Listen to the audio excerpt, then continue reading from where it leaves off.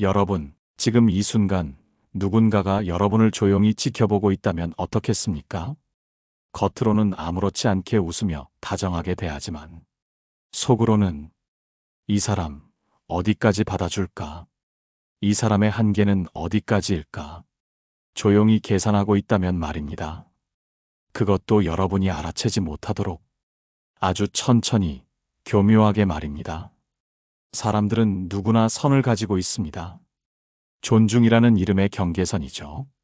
그런데 이 선을 넘으려는 사람들은 결코 처음부터 대놓고 넘지 않습니다. 그들은 반드시 먼저 테스트를 합니다. 이 사람이 나의 작은 무례를 용인할까? 조금 더 밀어도 가만히 있을까? 이 시험에서 여러분이 넘어가는 순간 그들은 곧바로 한 발짝 더 깊이 들어옵니다. 오늘 여러분과 나눌 이야기는 바로 이것입니다.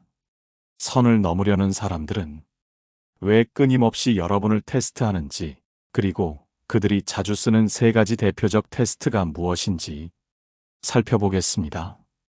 이걸 알고 대처하면 여러분의 경계는 쉽게 무너지지 않을 것입니다. 서울에 사는 한진우 씨의 사례로 이야기를 시작해 보겠습니다. 진우 씨는 신입사원 시절 팀장 박성호 씨 밑에서 근무하게 되었습니다. 처음에는 성호 씨가 진우야, 어려운 건 나한테 부담 갖지 말고 말해. 난 네가 잘 성장하는 걸 도와주고 싶어. 라고 말하며 정말 따뜻하게 챙겨주는 선배처럼 보였습니다.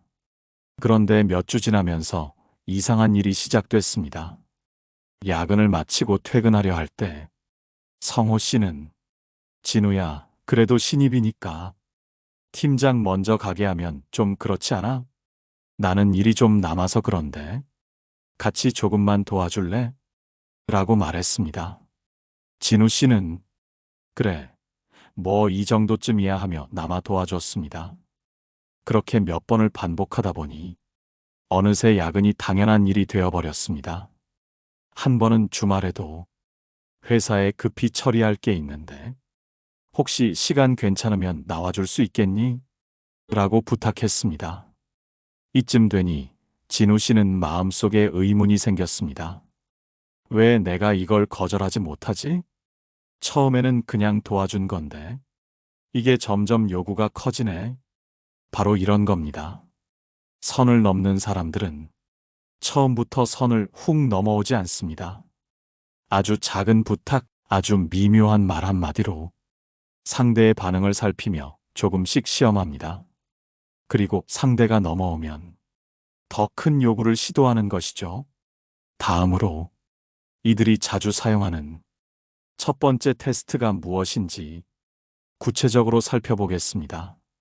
이들이 가장 자주 사용하는 첫 번째 테스트는 가벼운 농담 뒤에 숨은 무례함을 시도하는 것입니다. 이 방식은 매우 교묘합니다. 처음부터 노골적으로 공격하거나 비난하지 않습니다. 대신 장난이야, 농담이지 뭐라는 가벼운 말투 속에 상대의 한계를 시험하는 무례를 숨깁니다. 부산에 사는 김소연 씨의 사례를 들어보겠습니다. 소연 씨는 회사에서 신입 동료 지훈 씨와 함께 프로젝트를 시작하게 되었습니다. 지훈 씨는 처음에는 친근하고 유쾌하게 다가왔습니다.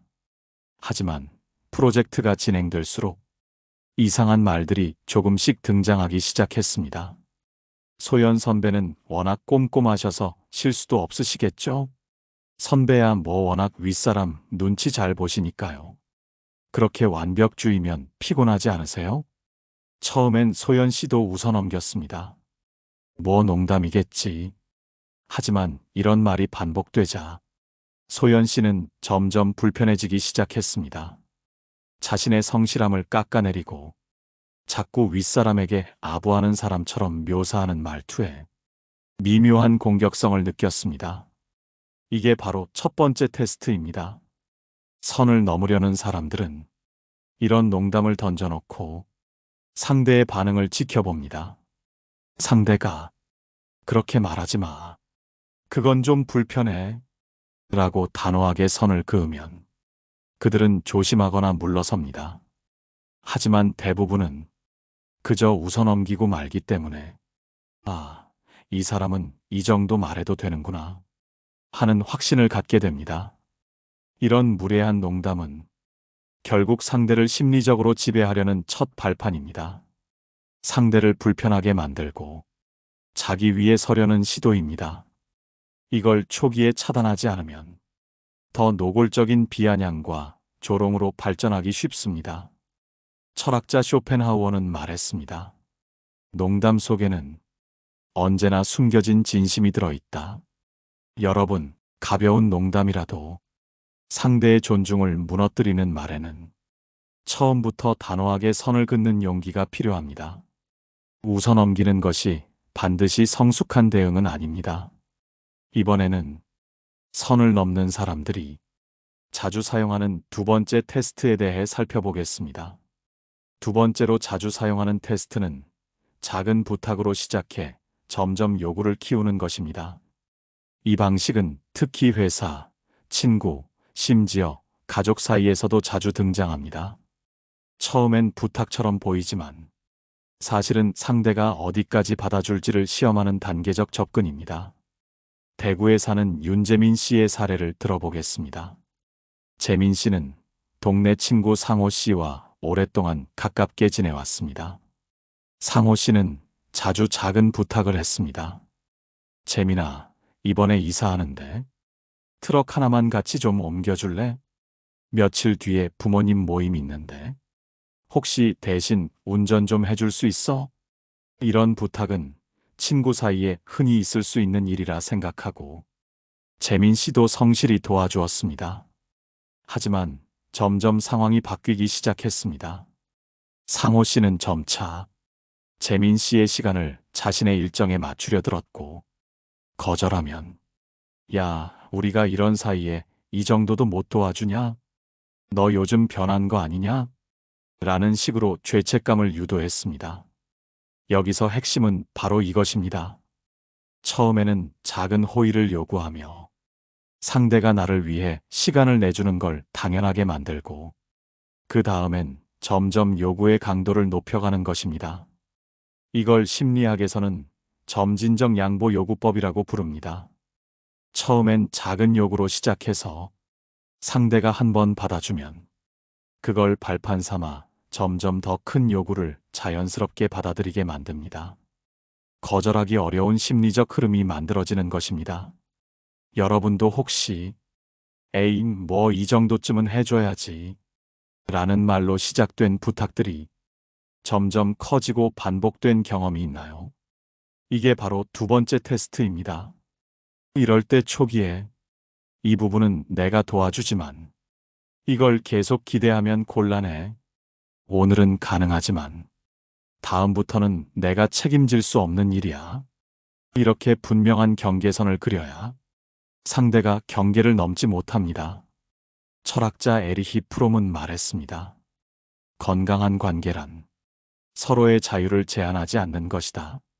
누군가가 반복적으로 여러분의 시간과 에너지를 요구하며 죄책감까지 자극한다면 그건 이미 존중을 넘어 통제 시도의 신호입니다. 이번에는 선을 넘는 사람들이 가장 교묘하게 사용하는 세 번째 테스트를 살펴보겠습니다. 세 번째로 가장 교묘하게 사용하는 테스트는 감정적인 동맹 형성을 시도하는 것입니다. 이 방식은 조금 더 깊숙한 인간관계에서 등장합니다. 상대는 여러분을 심리적으로 끌어들이기 위해 비밀 공유, 피해자 코스프레, 공감 유도라는 도구를 사용합니다. 이를 통해 여러분이 자신에게 정서적으로 빚진 사람처럼 느끼게 만듭니다. 경기도 용인에 사는 박선미 씨의 사례를 보겠습니다. 선미 씨는 직장에서 부서 선배인 지원 씨와 빠르게 친해졌습니다. 지원 씨는 늘 선미 씨에게 이렇게 말했습니다. 너는 내가 진짜 믿을 수 있는 몇 안 되는 사람이야. 내가 말 못할 속 얘기를 내게만 털어놓는다. 이렇게 깊은 신뢰를 강조하며 자신의 개인적인 어려움, 가족 문제, 상사와의 갈등을 자주 이야기했습니다. 선미 씨는 처음엔 내가 이렇게 신뢰받나 보다. 라며 뿌듯함을 느꼈습니다. 그러나 시간이 흐를수록 지원 씨는 점점 선미 씨에게 내 편이 되어 달라는 요구를 노골적으로 하기 시작했습니다. 너는 내 입장 이해하지?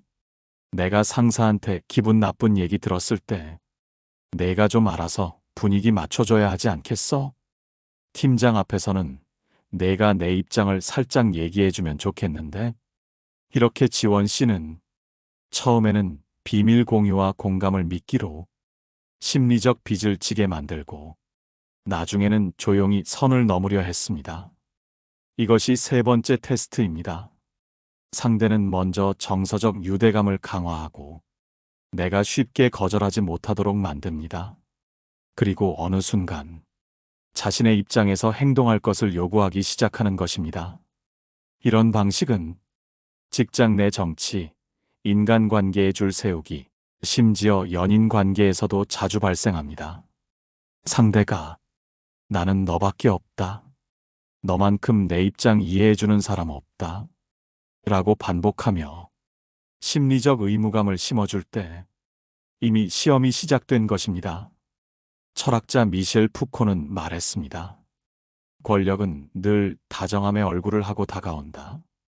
여러분, 이런 감정적 동맹 시도에는 초기의 경계선을 분명히 해야 합니다. 그건 당신의 문제이지. 내가 대신 책임질 수 있는 부분은 아니야. 내가 네 고민은 들어주겠지만 판단은 스스로 해야지.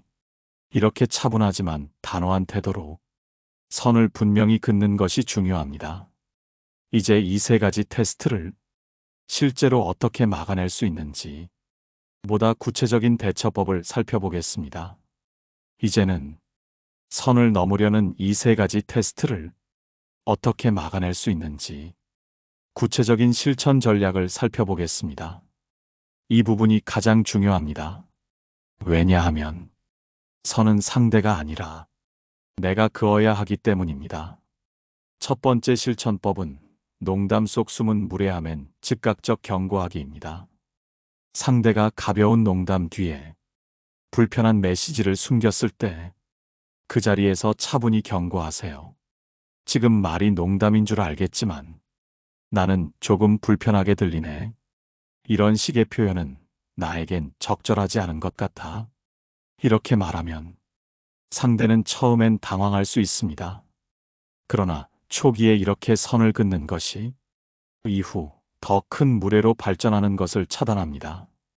중요한 것은 유머로 받아주거나 억지로 웃어넘기지 않는 것입니다.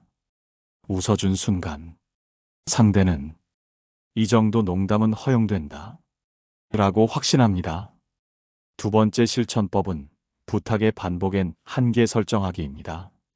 상대가 계속 부탁을 늘려갈 때 오늘은 내가 시간 되어서 도와주지만 이런 부탁이 계속되면 어려울 수 있어.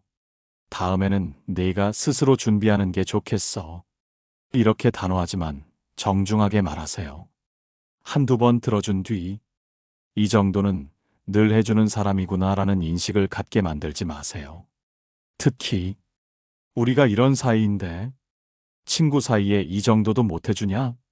라는 말로 죄책감을 자극하는 경우엔 친한 사이일수록 부탁의 한계는 지켜야 하지 않을까? 라며 원칙을 강조하는 것이 효과적입니다. 세 번째 실천법은 감정적 동맹 시도엔 책임을 분리하기입니다. 상대가 여러분을 내 편으로 끌어들이려 할 때 내 고민은 들어줄 수 있어. 하지만 그 판단과 책임은 내 몫이야.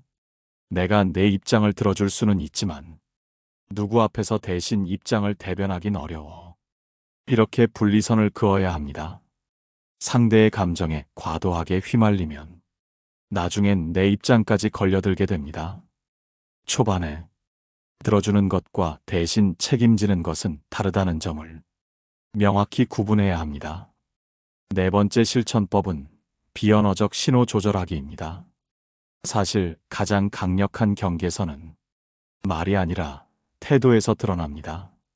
상대의 무례한 농담엔 눈을 마주치지 않거나 표정 없이 묵묵히 응시하고 대꾸하지 않는 것만으로도 상대는 심리적 부담을 느낍니다. 요청이 반복될 때 침묵 후 짧은 한숨, 고개를 가볍게 젓는 것만으로도 이건 선을 넘었다는 신호를 줄 수 있습니다. 이런 비언어적 거절은 말보다 오히려 더 강력하게 작용합니다. 철학자 한나 아렌트는 말했습니다. 악은 대체로 사소한 일에서 자라난다. 작은 타협이 반복될 때 큰 침해가 시작된다. 여러분, 이 작은 테스트들을 초기에 차단하는 것이 결국 내 평온한 인간관계를 지키는 핵심입니다. 이제 오늘 이야기한 모든 내용을 조금 더 정리하며 마무리하겠습니다. 오늘 방송을 마무리하며 다시 한번 조용히 생각해 봅니다. 선을 넘는 사람들은 처음부터 무례하게 밀고 들어오지 않습니다. 그들은 이 사람은 어디까지 받아줄까? 이 정도 말이나 부탁은 넘어가겠지. 조금씩 아주 천천히 그러나 치밀하게 여러분의 경계를 시험합니다. 오늘 살펴본 3가지 테스트. 첫 번째는 가벼운 농담 속 숨겨진 무례함. 두 번째는 작은 부탁으로 시작해 점점 요구를 키워가는 것. 세 번째는 감정적 동맹을 형성해 심리적 빚을 지우는 것. 이 3가지가 반복되기 시작할 때 그 관계는 이미 경계선 붕괴의 초입에 서 있습니다. 처음에는 이 정도쯤은 하며 넘어가지만 그 작은 양보가 결국은 내 자존감, 내 시간, 내 에너지를 서서히 소진시키기 시작합니다. 여러분, 이럴 때 필요한 것은 용기입니다. 상대를 미워하거나 싸울 필요는 없습니다. 다만 내 자리를 지킬 단호한 경계선이 필요합니다. 나는 이런 말이 불편하다. 이 부탁은 오늘까지만 가능하다. 내가 대신 책임질 수 있는 문제는 아니다. 이렇게 차분하지만 분명한 말 한마디가 상대의 다음 행동을 멈추게 만듭니다. 철학자 세네카는 말했습니다. 자유란 타인의 말과 행동에 의해서 흔들리지 않는 내면의 질서다. 관계 속에서도 마찬가지입니다. 누군가의 농담, 부탁, 감정적 압박에 휘둘리지 않는 것.